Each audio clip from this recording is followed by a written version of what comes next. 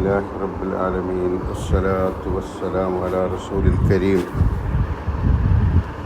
وعلى آله وصحبه أجمعين. പ്രിയപ്പെട്ടവരെ, നമ്മളിപ്പോൾ മനസ്സിലാക്കിക്കൊണ്ടിരിക്കുന്നത് വിശുദ്ധ ഖുർആനിലെ 85-ാമത്തെ അധ്യായമായ സൂറത്തുൽ ബുറൂജ് അതേക്കുറിച്ചാണ്. ഇതിന് തൊട്ട് മുമ്പത്തെ സൂറത്തുൽ ഇൻഷിഖാഖ് 84-ാമത്തെ അധ്യായം നമ്മളൊക്കെ പഠിച്ച് മനസ്സിലാക്കി വെച്ചതാണ്. അതിലുള്ള 21-ാമത്തെ ആയത്ത് ഫഇദാ ഖുരിഅ അലൈഹിമുൽ ഖുർആനു ലാ യസ്ജുദൂൻ, അവർക്ക് ഖുർആൻ ഓതിക്കൊടുക്കപ്പെട്ടാൽ, ഓതിക്കേൾപ്പിക്കപ്പെട്ടാൽ അവർ സുജൂദ് ചെയ്യുന്നില്ല. നിഷേധികളെക്കുറിച്ച് സൂചിപ്പിക്കുന്ന അതിനിടയിൽ പറഞ്ഞൊരു കാര്യമാണ്. അപ്പോൾ ഈ ആയത്ത് അതേപോലെ വിശുദ്ധ ഖുർആനിലെ മറ്റ് 14 ആയത്തുകൾ, വിശുദ്ധ ഖുർആൻ നമുക്കറിയാമല്ലോ 114 അധ്യായങ്ങളിലുള്ളതാണ്. 6000 ചില്ലാണം ആയത്തുകളുണ്ട്. എന്നാൽ 14 ആയത്തുകൾ നമ്മൾ പാരായണം ചെയ്യുമ്പോൾ സുജൂദ് ചെയ്യണം. തിലാവത്തിൻ്റെ സുജൂദ് എന്ന് അതിന് പറയാം. അതേക്കുറിച്ച് വിശദീകരിക്കാമെന്ന് നമ്മൾ കഴിഞ്ഞ ക്ലാസ്സിൽ സൂചിപ്പിച്ചതാണ്. ഇത്തരത്തിൽ കുറേ സുജൂദുകൾ വേറെയുമുണ്ട്. നമസ്കാരത്തിൽ നിർവഹിക്കുന്ന സുജൂദിന് പുറമെ ശുക്റിൻ്റെ സുജൂദുണ്ട്. അങ്ങനെ കുറേ സുജൂദുകൾ പഠിപ്പിക്കുന്നുണ്ട്. സുജൂദ് ചെയ്യുക എന്ന് പറയുന്നത് അള്ളാഹുവിൻ്റെ മുമ്പിൽ സർവവും സമർപ്പിക്കുക എന്നാണ് അതിനർത്ഥം. മുഖം ഭൂമിയിൽ അമർത്തി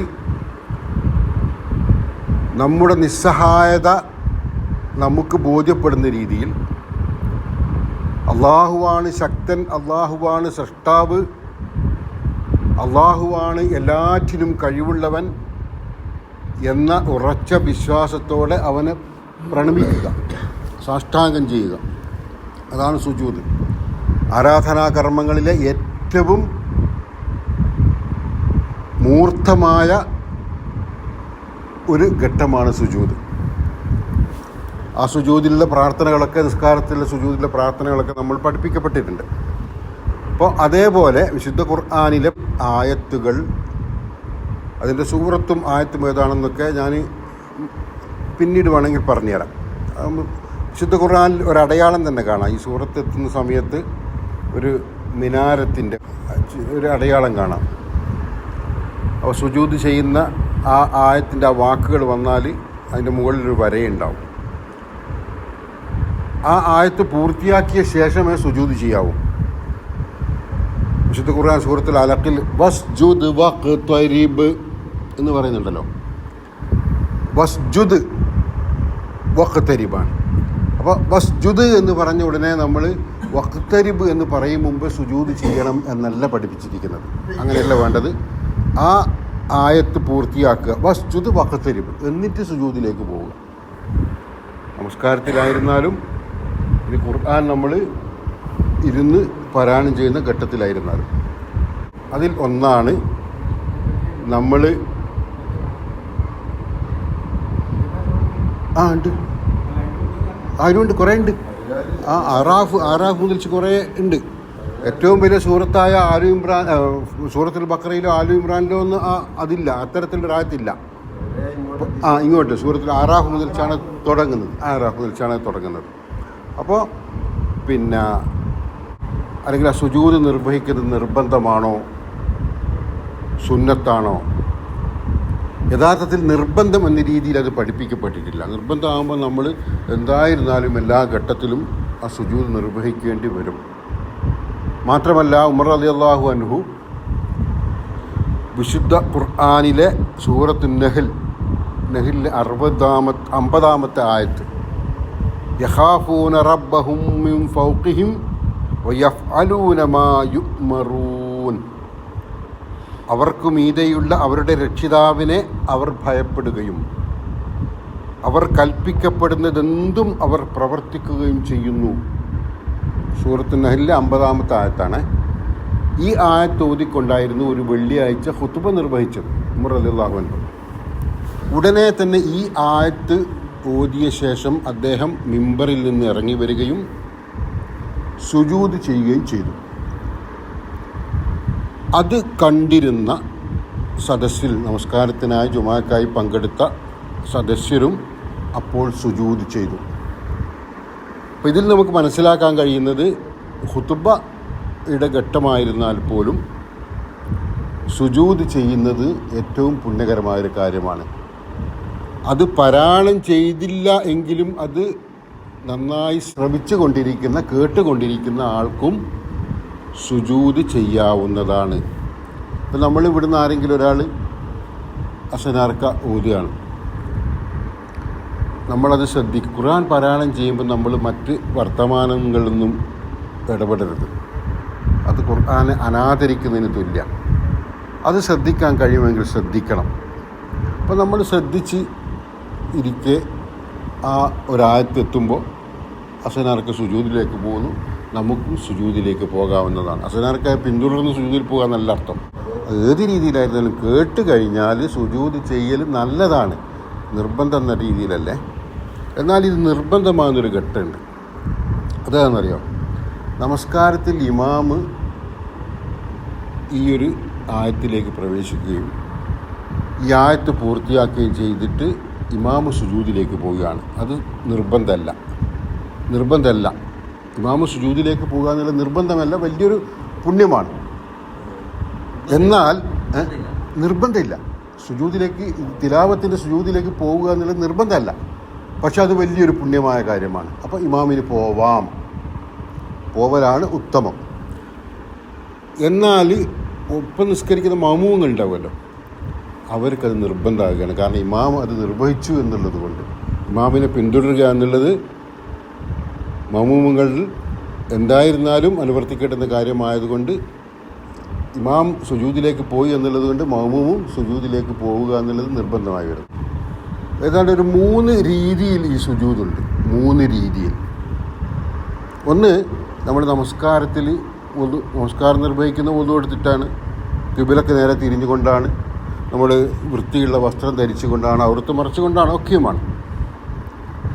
അപ്പോൾ അങ്ങനെ നിർവഹിക്കുമ്പോൾ നമസ്കാരത്തിൽ നിൽക്കുന്ന സമയത്താണല്ലോ ഖുർആൻ പാരായണം ചെയ്യുക. ആ നിൽക്കുന്ന സന്ദർഭത്തിൽ നേരെ ഈ ആയത്ത് ഓതിക്കഴിഞ്ഞാൽ സുജൂദിലേക്ക് പോവുക. അപ്പോൾ അല്ലാഹു അക്ബർ എന്ന് പറയണം. അത് നമസ്കാരത്തിൻ്റെ രീതിയാണ്. നമസ്കാരം എങ്ങനെ നിർവഹിക്കണമെന്നുള്ളതിന് പഠിപ്പിക്കപ്പെട്ട രീതിയാണത്. അല്ലാഹു അക്ബർ എന്ന് പറഞ്ഞ് സുജൂദിലേക്ക് പോവുക. എന്നിട്ട് അവിടെ വെച്ച് ദിക്ർ ചൊല്ലിയിട്ട് നമ്മൾ നേരെ ഖിയാം, എഴുന്നേറ്റ് നിൽക്കുക ചെയ്യേണ്ടത്. അപ്പോഴും അല്ലാഹു അക്ബർ എന്ന് പറയണം നമസ്കാരത്തിലെ സുജൂദിൽ. എന്നാൽ നമസ്കാരം അല്ലാത്ത സന്ദർഭത്തിൽ നമ്മൾ ഖുർആൻ പാരായണം ചെയ്യുമ്പോൾ സുജൂദ് നിർവഹിക്കേണ്ടതുണ്ട്. ആ ഖുർആൻ നമ്മളിങ്ങനെ ഇരുന്ന് ഓതുകയാണ്. എന്തായിരുന്നാലും ഇരുന്നിട്ടായിരിക്കും ഓതി. ഒന്നിരിക്കൽ കസേരയിൽ ഇരുന്നിട്ട് അല്ലെങ്കിൽ നിലത്തിരുന്നിട്ട് ഒക്കെ ആയിരിക്കും ഓതാൻ കൂടുതൽ സൗകര്യം. നിന്നുകൊണ്ടൊന്നും ആരും ഓതൂലാലോ. അങ്ങനെ നിർവഹിക്കുന്ന സന്ദർഭത്തിൽ ഇപ്പോൾ ഈ കസേരയിൽ ഇരുന്ന് കൊണ്ടാണെങ്കിൽ മുസ്ഹഫ് അല്ലെങ്കിൽ മൊബൈൽ ഫോൺ ഏതിൽ നോക്കിയിട്ടാണ് ഓതുന്നത്, ഒരു ഒതുക്കി നല്ല രീതിയിലൊന്ന് മാറ്റി വെച്ചിട്ട് നമ്മൾ ഇരുന്ന് സുജൂദിൽ പോവുക. എന്നിട്ട് തിരിച്ച് ഇരുന്ന് വീണ്ടും ഖുർആൻ പാരായണം തുടരുക.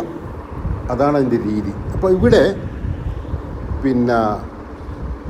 നമ്മൾ ഇരുന്ന് ഓതുമ്പോൾ ഖിബിലക്ക് അഭിമുഖമായി ഇരുന്ന് സുജൂദ് ചെയ്യുക എന്നുള്ളത് ഉത്തമമാണ്. ഞാൻ ആദ്യം പറഞ്ഞ ഒരു രീതി നമസ്കാരത്തിൽ നിർവഹിക്കുന്ന രീതിയാണ്. നിന്നുകൊണ്ട് ഓതിക്കൊണ്ടിരിക്കുക നമ്മൾ സുജൂദിലേക്ക് പോകുന്നു, തിരിച്ച് നേരെ സുജൂദിന്ന് ഖിയാമിലേക്ക് നിൽക്കുന്ന അവസ്ഥയിലേക്ക് നമ്മൾ തിരിച്ചു വരുന്നുണ്ട്. അതൊരു രീതിയാണ്. ഇത് നമ്മൾ പാരായണം ചെയ്യുമ്പോൾ ഖിബിലയെ അഭിമുഖീകരിച്ചുകൊണ്ട് സുജൂദ് ചെയ്യുക എന്നുള്ളത് ഉത്തമമായൊരു കാര്യമാണ്. അതുപോലെ വുളുവോടുകൂടി ഖുർആൻ പാരായണം ചെയ്യുക എന്നുള്ളത് പുണ്യകരമായൊരു കാര്യമാണ്. ഔറത്ത് മറച്ചിരിക്കുക, വൃത്തി ഉണ്ടാവുക എന്നുള്ളതുമൊക്കെ പ്രത്യേകം പരിഗണിക്കപ്പെടുന്ന കാര്യങ്ങളാണ്. അപ്പോൾ നമ്മൾ ഖുർആൻ പാരായണം ചെയ്യുമ്പോൾ ആ രീതിയിലായിരിക്കുക എന്നുള്ളത് ഏറ്റവും നല്ലതാണ്. അപ്പോൾ അങ്ങനെ നമുക്ക് സുജൂദ് ചെയ്യാം. ഞാനിങ്ങനെ ഇരുന്നിട്ടാണ് ഓതുന്നതെങ്കിലും ആ സുജൂദ് ചെയ്യുമ്പോൾ എനിക്ക് ഖിബിലയിലേക്ക് ഇരുന്നു കൊണ്ട് സുജൂദ് ചെയ്യാവുന്നതാണ്. അതിന് ആ സുജൂദിൽ ഇരുന്നു കൊണ്ട് നമ്മൾ സുജൂദ് ചെയ്യുക.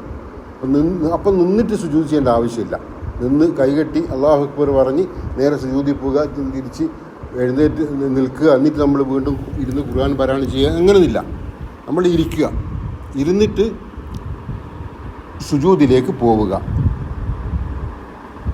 അവിടെ സുജൂദിലേക്ക് പോകുമ്പോഴോ സുജൂദിൽ നിന്ന് എഴുന്നേൽക്കുമ്പോഴോ അല്ലാഹു അക്ബർ എന്ന് പറയേണ്ടതില്ല, തക്ബീർ ചൊല്ലേണ്ടതില്ല, പിന്നെ സലാം വീട്ടേണ്ടതുമില്ല. ചില ആൾക്കാർ അങ്ങനെ കാണാം അല്ലേ, സുജൂദ് ചെയ്ത് വന്ന് സലാം വീട്ടിയിട്ടാണ് ബാക്കി ഓതുന്നത്. സലാം വീട്ടേണ്ടതും ഇല്ല. അപ്പോൾ ഇത് രണ്ടാമത്തെ രീതിയാണ്. ഒന്ന് നാം നമസ്കാരത്തിൽ നിർവഹിക്കേണ്ട രീതി പറഞ്ഞു. ഇത് രണ്ടാമത്തെ എന്താണ്, നമ്മൾ അതിനെ ആദരിച്ചുകൊണ്ട് പ്രത്യേകം ആദരിച്ചുകൊണ്ട് ഒതുവെടുത്ത് ഖുർആൻ പാരായണം ചെയ്യാൻ തന്നെ വന്ന് അങ്ങനെ തന്നെ ആ രീതിയിൽ ഖിബില അഭിമുഖീകരിച്ചുകൊണ്ട് തന്നെ നിർവഹിക്കുന്നു. അപ്പോൾ ശ്രദ്ധിക്കേണ്ടതൊന്നുകൂടി പറയുകയാണ്, തക്ബീർ എന്നൊരു വിഷയമില്ല, നേരെ സുജൂദിലേക്ക് പോവുക. സുജൂദിന് ചെല്ലേണ്ടതെന്താണ് ഞാൻ പറഞ്ഞുതരാം. പിന്നെ സുജൂദിന് എഴുന്നേറ്റ് വീണ്ടും ഖുർആൻ പാരായണം തുടരുക. ഇനി അവസാനിപ്പിക്കുകയാണെങ്കിൽ അവസാനിപ്പിച്ചിട്ടും പോകാം.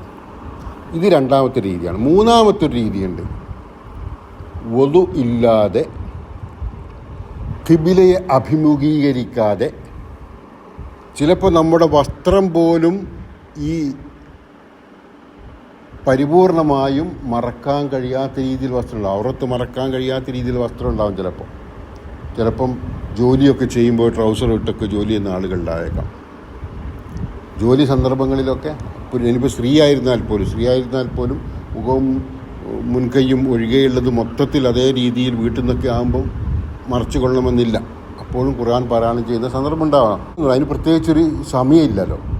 നമുക്ക് നടത്തത്തിൽ ജോലി ചെയ്യുന്നതിനിടയിലൊക്കെ ഖുർആൻ പാരായണം ചെയ്യാം. അപ്പോൾ അത്തരം സന്ദർഭത്തിൽ നമുക്ക് എന്ത് ചെയ്യാം, വുളു. അപ്പോൾ അതിനായി പോയി വുളു എടുക്കേണ്ടതില്ല, അതിനായി പോയി വസ്ത്രം മാറ്റേണ്ടതില്ല, നജിസ് ഉണ്ടാകരുത്, അത് ശ്രദ്ധിക്കണം. അതിനായി ഖിബിലയെ അഭിമുഖീകരിക്കണം എന്നുമില്ല. മനസ്സിലായില്ലേ? നമുക്ക് എന്ത് ചെയ്യാം, ആ നിന്ന സ്ഥലത്ത് നിന്ന് നേരെ സുജൂദിലേക്ക് പോയി എഴുന്നേറ്റ് പിന്നെ നമ്മൾ ജോലിയിലേക്ക് വ്യാപൃതനാവുകയോ ഖുർആൻ പാരായണം ചെയ്യുക എന്ത് വേണമെങ്കിലും ചെയ്യാവുന്നതാണ്. അപ്പോൾ ഖിബിലയെ അഭിമുഖീകരിച്ചില്ലെങ്കിലും പ്രശ്നമല്ല, പിന്നെ വസ്ത്രത്തിൻ്റെ കാര്യത്തിൽ ഔറത്ത് മറഞ്ഞില്ലെങ്കിലും പ്രശ്നമല്ല, വുളു ഇല്ലെങ്കിലും പ്രശ്നമില്ല. ഇതൊക്കെ നമ്മളെ ബോധ്യപ്പെടുത്തുന്നത് സുജൂദ് വർദ്ധിപ്പിക്കുക എന്നുള്ളത് പ്രത്യേകം നമ്മളോട് കൽപ്പിക്കപ്പെട്ട ഒരു കാര്യമാണ്. അങ്ങനെ സുജൂദ് വർദ്ധിപ്പിക്കുന്നതിലൂടെ നമുക്ക് നമ്മുടെ പാപങ്ങൾ പൊറുക്കപ്പെടുകയും നമുക്ക് പടച്ചവനുമായി കൂടുതൽ അടുക്കാൻ കഴിയുകയും അള്ളാഹുവിൻ്റെ സ്നേഹം നമുക്ക് കൂടുതൽ കരഗതമാകുകയും ചെയ്യും. മാത്രമല്ല, ഇബിലീസിനെ സംബന്ധിച്ചിടത്തോളം ഈ ഒരു ഖുർആൻ പാരായണം ചെയ്യുമ്പോൾ അത് കേൾക്കുന്ന ഇബിലീസ്, നമ്മളിത് പാരായണം ചെയ്യുകയും സുജൂദ് ചെയ്യുകയും ചെയ്യുമല്ലോ, ഇബിലീസ് കരയുന്ന പറയുന്നത്. ഇബിലീസിനത് ഇഷ്ടമല്ല, ഇബിലീസിനത് വെറുപ്പാണ്. ഇത് സുജൂദിൻ്റെ ആയത്ത് ഓതുക, ഖുർആൻ പാരായണം ചെയ്യുന്നത് തന്നെ ഇബിലീസിന് വെറുപ്പാണ്. സത്യവിശ്വാസത്തിലേക്ക് അല്ലെങ്കിൽ അള്ളാഹുവിൻ്റെ തൃപ്തിയിലേക്ക് പോകുന്നതിന് എതിരെ നിൽക്കുന്നവനാണല്ലോ ഇബിലീസ്. അപ്പോൾ സുജൂദ് ചെയ്യുന്നത് കാണുമ്പോൾ ഇബിലീസ് കരയും എന്നാണ് പറയുന്നത്. കരയും, അവൻ്റെ ഉദ്ദേശമെന്തോ അതൊക്കെ പരാജയപ്പെടുകയാണ് എന്നുള്ള രീതിയിൽ. കാരണം അത്രമാത്രം പ്രസക്തമാണ് സുജൂദ് എന്നർത്ഥം. അത് സ്വർഗത്തിലേക്ക് എളുപ്പവഴി ഉണ്ടാക്കിത്തരുന്ന ഒരു ആരാധനാ കർമ്മം കൂടിയാണ്. ഇമാമ് ഉറക്കെ ഓതുന്നത് സുബഹിക്കും മഗ്രിബിനും ഇശാക്കുമാണ്. അപ്പോൾ നമ്മൾ ഖുർആൻ പാരായണം ചെയ്ത് നമുക്ക് മനസ്സിലാക്കാൻ കഴിയും, അല്ലെങ്കിൽ നമ്മൾ കണ്ടുകൊണ്ടിരിക്കുകയാണ്, മമൂമുകൾ കണ്ടുകൊണ്ടിരിക്കുകയാണ് ഇമാമ് നിസ്കരിക്കുന്നത്, ഒപ്പം തുടരുകയാണല്ലോ. പിന്നെ ഖുർആൻ പാരായണം ചെയ്യുമ്പോൾ മനസ്സിലാക്കാം ഇത് ആ തിലാവത്തിൻ്റെ സുജൂദാണ് എന്ന് നമുക്ക് മനസ്സിലാക്കി നമ്മളും തുടരും. എന്നാൽ ഇമാമ് പതുക്കെ ഓതുന്ന ളുഹർ അസർ പോലുള്ള നമസ്കാരങ്ങളിൽ ഇതേ സൂറത്ത് ഇമാം ഓതുകയാണെങ്കിൽ അദ്ദേഹത്തിന് സുജൂദിലേക്ക് പ്രവേശിക്കാവുന്നതാണ്, സുജൂദ് ചെയ്യാവുന്നതാണ്. അങ്ങനെയാകുമ്പോൾ മമൂമുകൾ ചിലപ്പോൾ ഒരു കൺഫ്യൂഷൻ വരും അല്ലേ, ഒരു തെറ്റ്, ഇത് റുക്കൂയിലേക്ക് പോകേണ്ടത് സുജൂദിലേക്ക് പോയതായിരിക്കുമോ എന്ന് നമ്മൾ സംശയിച്ചിട്ട് നമ്മൾ ഓർമ്മപ്പെടുത്താൻ ശ്രമിക്കും, അല്ലാഹു അക്ബർ എന്നൊക്കെ പറഞ്ഞിട്ട് അല്ലേ, ഓർമ്മപ്പെടുത്താൻ ശ്രമിക്കും. അങ്ങനെ ചെയ്തു പോയേക്കാം. ചിലപ്പോൾ ഇത് തിലാവത്തിൻ്റെ സുജൂദാണെന്ന് മനസ്സിലാക്കുന്നവരുമുണ്ട്. അപ്പോൾ അതില്ലാതിരിക്കാൻ, അങ്ങനെ ഒരു കൺഫ്യൂഷൻ പിന്തുടരുന്നവർക്ക് ഇല്ലാതിരിക്കാൻ വേണ്ടി 2 കാര്യങ്ങൾ ചെയ്യാവുന്നതാണ് ഇമാമിന്. ഒന്ന്, ആ സന്ദർഭം ഞാനിപ്പോൾ ലുഹർ നമസ്കരിക്കുമ്പോൾ ഇന്നാലെന്ന സൂറത്തായിരിക്കും ഓതുക.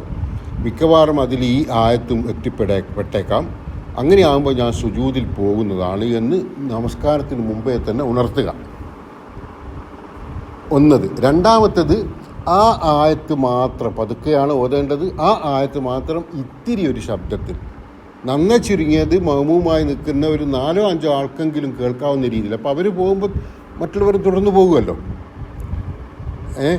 കേൾക്കാവുന്ന രീതിയിൽ അത് മാത്രം ഒന്ന് അത്തിരി ഉച്ചത്തിൽ ഓതിക്കൊണ്ട് നിർവഹിക്കാവുന്നതാണ്. ഇപ്പോൾ പറഞ്ഞു വരുന്നത്, ആ ഘട്ടങ്ങളിൽ പോലും സുജൂദ് ചെയ്യുക എന്നുള്ളത് മഹത്തരമായ കാര്യമാണ്.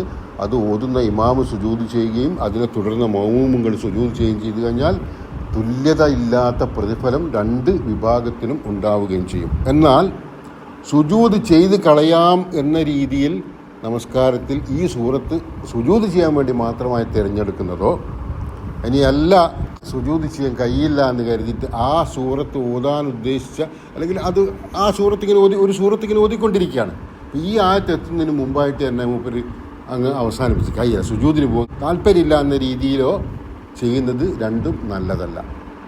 സുജൂദിൻ്റെ ഘട്ടം എത്തിയാൽ ഓതുന്നുണ്ടെങ്കിൽ അത് സുജൂദിലേക്ക് പോവുക, പിന്നെ അതിനു വേണ്ടി മാത്രമായി ഓതാതിരിക്കുക, അതും ശ്രദ്ധിക്കേണ്ടുന്ന കാര്യമാണ്. ഇത്രയുമാണ് ഇതുമായി ബന്ധപ്പെട്ട് പറയാനുള്ളത്. പിന്നെ സുജൂദിലേക്ക് പോകുമ്പോൾ നമസ്കാരത്തിലൊക്കെ നിർവഹിക്കുന്ന അതേ ദിക്റുകൾ തന്നെയാണ് ചൊല്ലേണ്ടത്. സുബ്ഹാനക അല്ലാഹുമ്മ വബിഹംദിക അല്ലാഹുമ്മ ഗഫിർ ലഹു, അതുപോലെ സുബ്ഹാന റബ്ബിയൽ ആല, ഇത് തന്നെ ചെല്ലാവുന്നതാണ്. ഞാൻ മിക്കവാറും അത് തന്നെ ചെല്ലാറുള്ളത്.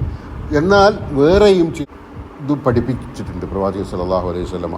അതിലൊന്ന്, സജദ വജ്ഹിയ ലില്ലദീ ഖലഖഹു, സജദ വജ്ഹിയ ലില്ലദീ ഖലഖഹു വശഖ സമഅഹു വബസ്സറഹു ബിഹൗലിഹി വഖുവ്വതിഹി, ബിഹൗലിഹി വഖുവ്വതിഹി എന്ന് വെച്ചാൽ, ഞാനിതാ സുജൂദ് ചെയ്തിരിക്കുന്നു, സാഷ്ടാംഗം ചെയ്തിരിക്കുന്നു, എൻ്റെ മുഖത്തെ ഞാനിതാ സമർപ്പിച്ചിരിക്കുന്നു, സാഷ്ടാംഗം ചെയ്തിരിക്കുന്നു. ആർക്കെന്നറിയോ? കണ്ണും കാതും നൽകിയ, അല്ലെങ്കിൽ അത് പ്രയോജനപ്രദമായ രീതിയിൽ എനിക്ക് അനുഗ്രഹമായി നൽകിയ, അതിന് നേരെയുള്ള അർത്ഥം കണ്ണും കാതും കീറിയ എന്നാണ്. കീറിയ എന്ന് പറഞ്ഞാൽ അത് പ്രവർത്തനത്തിൻ്റെ അവസ്ഥയിലേക്ക് അത് എത്തിച്ചു എന്നാണ് അതിനർത്ഥം. പ്രവർത്തിക്കാവുന്ന രീതിയിൽ നമുക്ക് കാഴ്ച ഉണ്ട്, കാണാൻ കഴിയുന്നുണ്ട്, കേൾവിയുണ്ട്, കേൾക്കാൻ കഴിയുന്നുണ്ട്.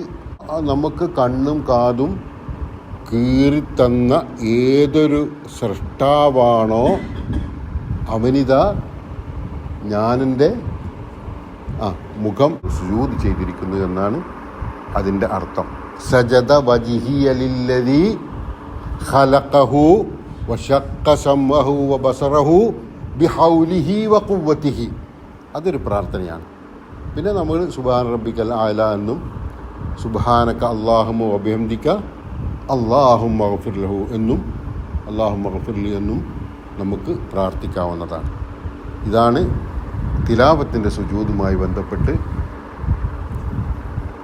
വിശദീകരിക്കാനുള്ളത്. ഇനിയും കുറേ വേറെ 1-2 പ്രാർത്ഥനകൾ പ്രവാചകൻ സല്ലല്ലാഹു അലൈഹി വസല്ലം പഠിപ്പിച്ചിട്ടുണ്ട് കേട്ടോ. ഇൻഷാ അല്ലാഹ് ഇത് ഏതാണ്ട് മനസ്സിലായില്ലേ? സുജൂദിൻ്റെ കാര്യം ഏതാണ്ട് നമുക്ക് ബോധ്യപ്പെട്ടിരിക്കുന്നു എന്ന് മനസ്സിലാക്കുന്നു.